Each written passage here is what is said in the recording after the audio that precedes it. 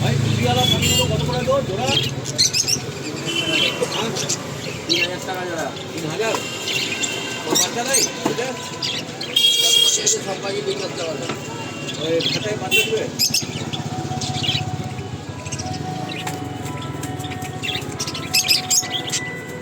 আর এগুলো প্লেন যেগুলো